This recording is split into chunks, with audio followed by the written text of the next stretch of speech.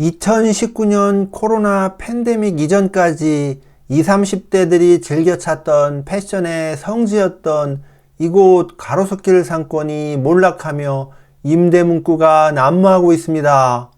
도대체 이곳에서 무슨 일이 있었던 걸까요? 대로변의 공실률이 3, 40%나 된다고 하는데요. 다시 옛 명성을 회복할 수 있을까요? 안녕하세요 시청자 여러분, 그리고 해외 동포 여러분, 재미멀 오늘도 정갈한 마음으로 인사드리겠습니다.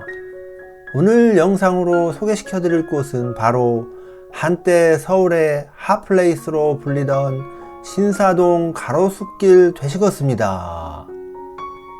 오늘 날씨가 흐린 날씨다 보니 황량한 가로수길이 더욱 쓸쓸하게 보이는 것 같습니다.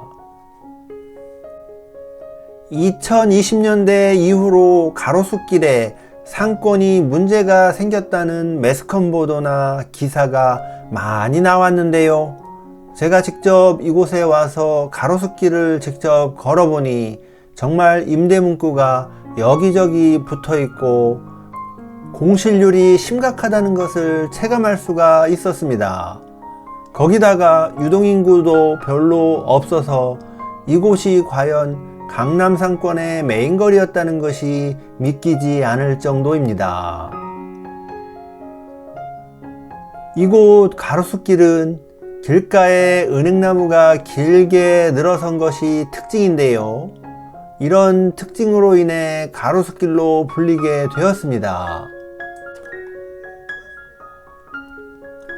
또한 이곳 가로수길에는 국내 최초의 애플 공식 매장이 들어서면서 이후로 주목도가 한층 상승했다고 합니다.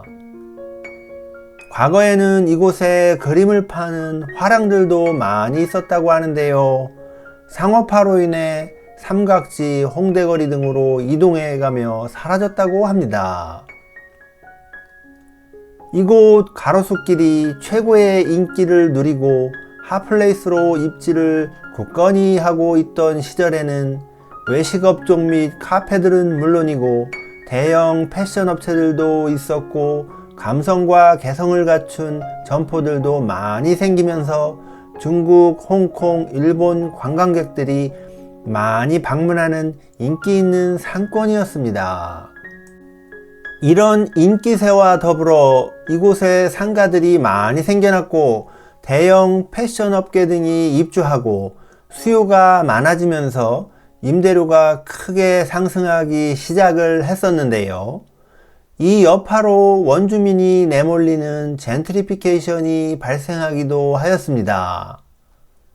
과거에는 이곳에 공실을 찾아보기 어려웠지만 상권이 몰락을 시작하면서 공실률이 30%를 넘기다가 24년 4분기에는 공실률이 무려 40%를 넘기기도 하였다고 합니다.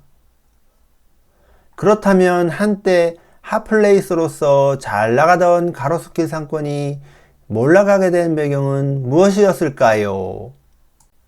제가 인터넷과 여러 매스컴 기사 등을 두루 살펴본 결과 몇 가지 요인이 있었음을 발견할 수가 있었는데요.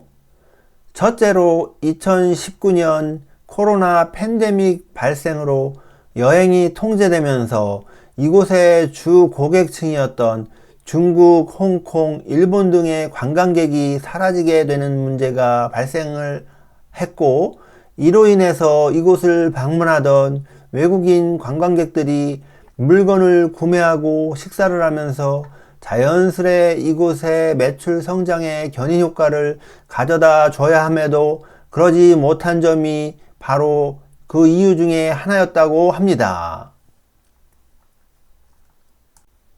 이곳의 관광객이 비중이 컸던 만큼 당연히 관광객이 사라짐으로써 매출이 감소하는 것은 당연한 이치였을 것 같습니다. 둘째로는 사드 사태로 인해 중국인 단체 관광객들의 한국 여행이 제한되면서 소비의 큰 손이 사라지게 되었고, 이로 인한 타격을 받은 점이 되시겠습니다. 과거 사드 사태 이전에 보면 중국 단체 관광객의 수가 어마무시했고 그 어느 외국 관광객과 비교하더라도 그 숫자가 가히 압도적이었었는데요. 이렇게 큰 비중을 차지했던 중국인 단체 관광객의 사라짐은 결국 상권에 타격을 가하는 계기가 되었습니다. 세 번째로는 높은 임대료를 들 수가 있는데요. 이곳 가로수길 상권이 활성화되었던 시절에는 수요가 공급을 초과했기에 임대료가 높게 형성되었었는데요.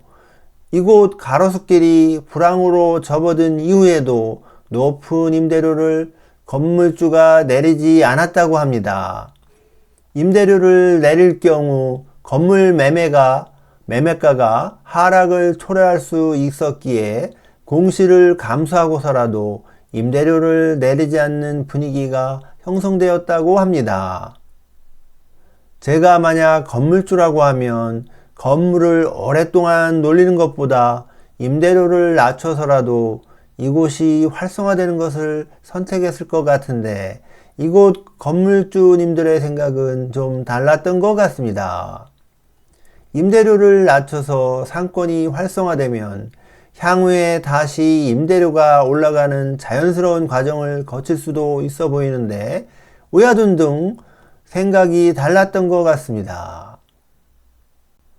네 번째로는 전체적인 경기 불황으로 인해 이곳을 찾는 수요가 감소하고 과거 핫플레이스의 감성적인 가게들도 이곳에서 철수하면서 상권의 분위기가 점점 더 유령화되는 상황이 반복되면서 사람들의 방문 욕구를 떨어뜨리는 점이 있었다고 볼 수 있겠습니다.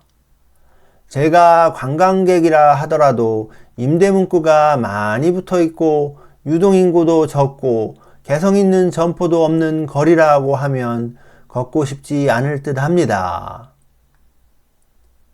마지막으로 한 가지 원인을 더하자면 바로 가로수 상권 외에 대체 상권들이 생겨났다는 점을 들 수가 있겠는데요.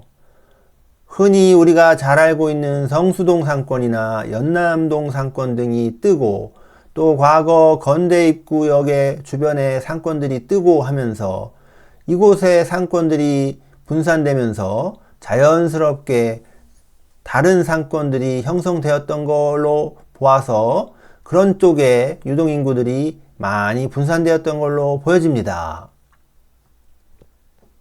결국 이곳 가로수길은 과거와 같은 높은 임대료를 유지하고 있고 고객층의 발길과 수요가 적은 상황에서 높은 임대료를 감당할 수 있는 주체는 규모 있는 기업일 수밖에 없는데요. 기업들마저도 수익성이 담보되지 않는 상권에서 더 이상 높은 임대료를 감당하기 힘들어하면서 철수하고 있는 상황인지라 소규모 개인 상인들은 감히 이곳 가로수길에 상가에 들어올 엄두를 내지 못하고 있다고 합니다.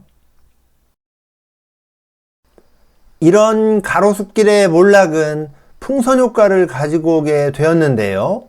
망하는 곳이 있으면 흥하는 법이 있는 곳이죠. 가로수길이 쇠퇴하면서 바로 인접해 있는 골목 상권이 뜨게 되었는데요. 비록 거리상으로는 바로 한 블럭밖에 차이 나지 않지만 임대료가 상대적으로 저렴하고 레트로한 느낌의 상가들이 하나둘씩 입점하면서 개성 있는 점포들이 생겨나게 되었고 이런 감성은 20, 30대 감성을 자극하여 대체 상권으로 세로숲길, 뒤로숲길, 다로숲길 등이 생겨나게 되었습니다. 가로숲길과 세로숲길은 한 블럭 차이밖에 안 나는데요. 그럼에도 불구하고 확실히 이곳 세로숲길이 가로숲길에 비해 좀 더 활기 있고 레트로한 감성이 느껴지고 공실도 거의 없는 듯 합니다. 거리에도 외국인을 포함하여 젊은 층이 거리를 걸어 다니는 모습을 볼 수가 있고 한 블록 차이로 이렇게 다를 수 있다는 점이 신기하기도 합니다. 이곳 세로스길도 인기를 얻으면서 과거에 비해 임대료가 조금씩 상승하고 있다고 하는데요. 이곳이 지속적으로 인기를 얻게 되고 임대료가 지속적으로 오른다면 향후 이곳 상권에도 변화가 올지 모르겠지만 현재까지는 건재한 듯 합니다. 서울의 핫플레이스는 계속 변화하고 있는 듯 한데요. 가로수길 상권과 이대 상권이 지고 성수동 상권, 연남동 상권 등이 뜨는 등 늘 변화하기 마련이지만 중요한 것은 고객의 트렌드에 맞춰가지 않는 상권은 지속되기 어렵다는 점일 것입니다. 오늘은 여기까지이며 저는 다음에 다른 영상으로 찾아뵙겠습니다. 오늘도 시청해주셔서 감사드리겠습니다. 안녕히 계세요.